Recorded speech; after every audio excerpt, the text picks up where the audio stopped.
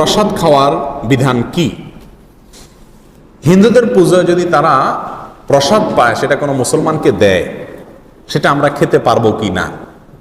এই প্রশ্নের উত্তর হলো যে পুজো উপলক্ষে অথবা অন্য ধর্মের মানুষের কোনো ধর্মীয় উৎসব উপলক্ষে কোনো খাবার যদি আপনাকে দেয়, সাধারণ খাবার, তাহলে সেটা খাওয়া আপনার জন্য জায়েজ। সাধারণ খাবার দিলে সেটা খাওয়া আপনার জন্য জায়েজ আছে।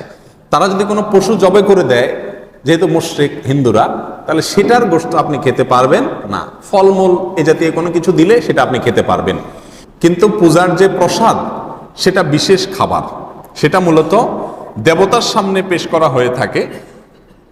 তাদের ধারণা এবং বিশ্বাস হলো যে দেবতা এটা তার উচ্ছিষ্ট রেখেছেন, এটাতে বরকত আছে। তারপরে সেখান থেকে এনে তারা তার সামনে থেকে এনে নিজেরা ভাগ বটরা করে নিয়ে যায়। তো এইরকম উদ্দেশ্য যেহেতু সেখানে আছে, এই জন্য পুজোর প্রসাদটা খাওয়া জায়েজ হবে না, কারণ ওটার পিছনে একটা বাজে আকীদা এবং বিশ্বাস আছে। আর এমনিতে সাধারণ খাবার যদি তারা দেয়, তাদের পূজা উপলক্ষে খেতে পারে না। আলী রাদিয়াল্লাহু তাআলা আনহুর কাছে নাইরোজ উপলক্ষে, নাইরোজ মানে হলো মূলত নববর্ষ, অগ্নিপূজকদের ধর্মীয় উৎসবের দিন উপলক্ষে হাদিয়া পাঠানো হয়েছে, তিনি সেটাকে অ্যাকসেপ্ট করেছেন। এরপরে আয়েশা রাদিয়াল্লাহু তাআলার কাছে এক মহিলা প্রশ্ন করেছেন, যে সেই মহিলা বলেছেন যে আমার ছোটবেলা দুগ্ধদান করিয়েছেন একজন অমুসলিম নারী, তিনি তার ধর্মীয় উৎসব উপলক্ষে আমাকে কিছু খাবার টাবার দিয়ে আমি খেতে পারবো কিনা। তখন আয়েশা রাদিয়াল্লাহু তাআলা বলেছেন যে যদি কোনো পশুর গোশত টোস্ত দেয়, এগুলো খাবা না, কারণ মুশরিকদের জবাই করা পশুর গোশত খাওয়া যায় না।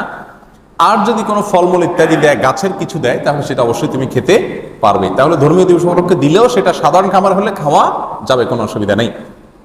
আবু বারজা রাদিয়াল্লাহু তাআলা আনহু, তার প্রতিবেশী অগ্নিপূজক ছিল, কিছু অগ্নিপূজক ছিলেন। তিনি তার পরিবারের লোকদেরকে বলতেন যে তাদের উৎসব উপলক্ষে যদি কোনো খাবার টাবার দেয়, তোমরা খেতে পারো, যদি ফলমূল জাতীয় হয় অথবা এমন কিছু হয় যেটা গোশত জাতীয় না, বা গোশত তারা জবাই করেছে এমন কোনো পশুর গোশত যদি না হয়, তাহলে সেটা তোমরা খেতে পারো। কারণ সে পশু যে জবাই করে, সেটা কার নামে জবাই করে?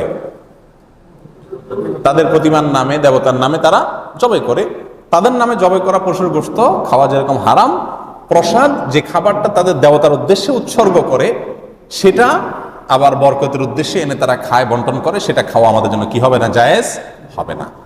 তাহলে সাধারণ যে খাবারগুলো আছে তাদের উৎসবের দিনও যদি তারা দেয়, এটা আপনি নিতে পারেন, কিন্তু উৎসব উপলক্ষে আপনি তাদেরকে কোনো বিশেষ কিছু দিতে যাবেন না, কারণ দেওয়ার মানে হলো তার শিরটাকে কি করা? সমর্থন এবং প্রমোট করা।